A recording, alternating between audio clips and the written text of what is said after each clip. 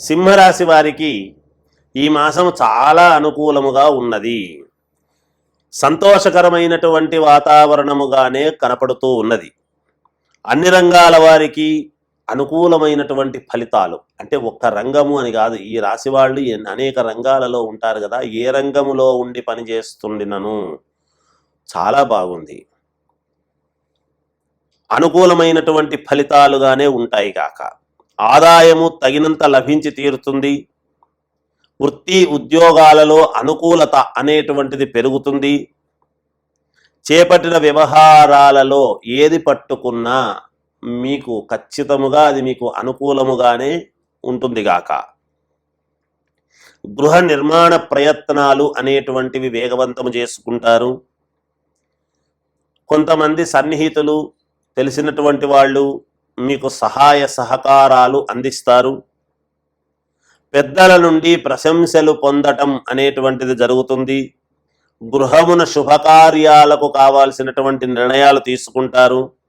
బంధుమిత్రులను ఏదో ఒక కార్యక్రమం మీద అందరినీ ఆహ్వానించడం లాంటిది జరుగుతుంది.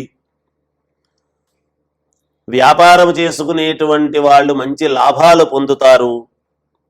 విద్యార్థులు పోటీ పరీక్షలలో అనుకూలవంతముగా అనూహ్యమైనటువంటి విజయాన్ని సాధించి తీరతారుగాక ఈ రాశి వాళ్ళు. మనసు ప్రశాంతముగా ఉంటుంది. స్థిరమైనటువంటి ఆలోచనలు చేస్తారు.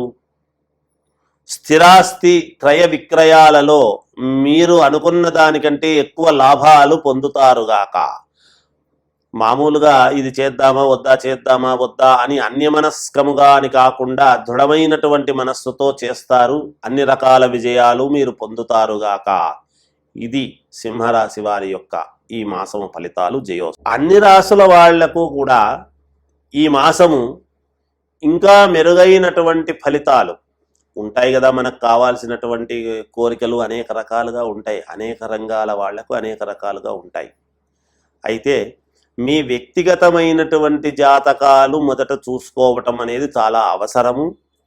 అయినా అన్ని రాసుల వాళ్ళు కూడా మరి అనుకున్నటువంటి ఫలితాలు, మేలు జరగాలి, అన్నీ కూడా మాకు అనుకూలవంతముగా ఉండాలి అని ఆలోచన చేసేటువంటి వాళ్ళు మీ ఇంటి దేవుడు అని ఉంటారు. మొదట ఎవరు అంటే ముందు కులదైవం చాలా అవసరం. కులదైవాన్ని పూజించుకోవాల్సినటువంటి అవసరము ఎంతైనా ఉంటుంది. అయితే ఒక్కొక్కరి కులదైవం ఒక్కొక్కరు ఉండవచ్చును. ఎవరికి ఉండినా అన్ని రాసుల వాళ్లకు నేను తెలియజేస్తున్నాను, ఒక్కరికని కాదు, అన్ని రాసుల వాళ్లకు కూడా మీరు చేసుకోవాల్సినటువంటి పరిహారము ఏమిటి ఈ జూలై మాసములో అని గనక ఒక్కసారి మనం ఆలోచన చేసినట్టయితే,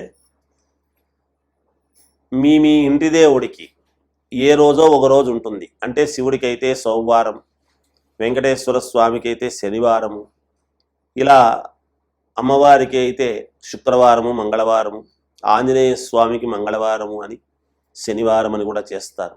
అలా మీకు మీ ఇంటి దేవుణ్ణి బట్టి ఏ వారం అయితే ఆ వారము శ్రద్ధగా మీరు చేయాల్సింది ఏమిటి అంటే, ఆ వారము ఆ రోజు ఉదయాన్నే తలస్నానము చేసి, అంటే మొదట్లోనే ఈ మాసము మొదట్లోనే చేస్తే మాసం అంతా కూడా మంచి ఫలితాలు రావటానికి అనుకూలం.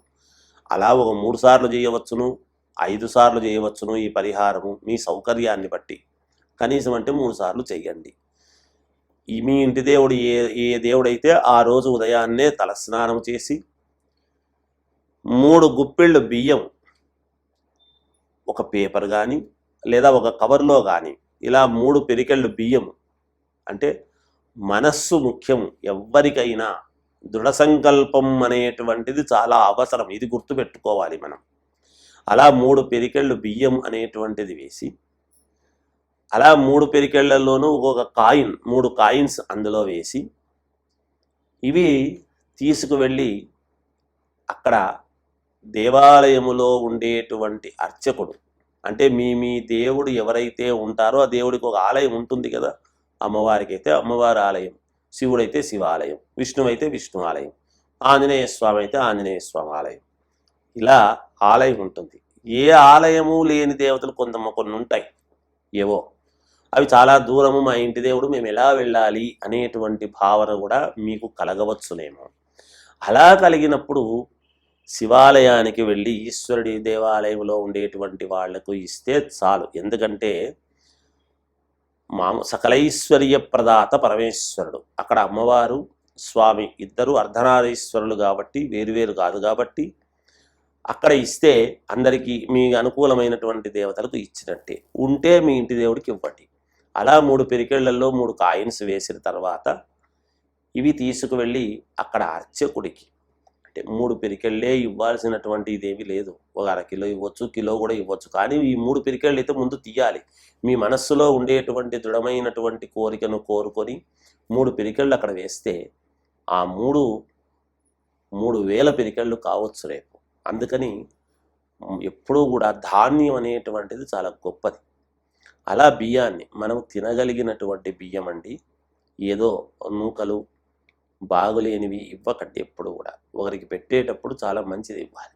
అలా 3 పిరికెళ్ళు ఒక దాంట్లో వేసుకొని 3 కాయిన్స్ వేసి మీకు తోచిన దక్షిణ పైన వేరేగా తీసుకువెళ్ళి పూర్ణ ఫలం ఒక టెంకాయ కూడా ఇవ్వాలి దానం. ఈ టెంకాయి, ఈ 3 పిరికెళ్ళ బియ్యము మీరు ఈదలుచుకుంటే వేరుగా ఇంకొక అరకిలోనో కిలోనో ఒక బస్తా కూడా ఇవ్వవచ్చును. ఇమ్మని నేను చెప్పలేదు, కానీ మీ శక్తి అనుసారం చేయండి. ఇది చేయండి చాలు.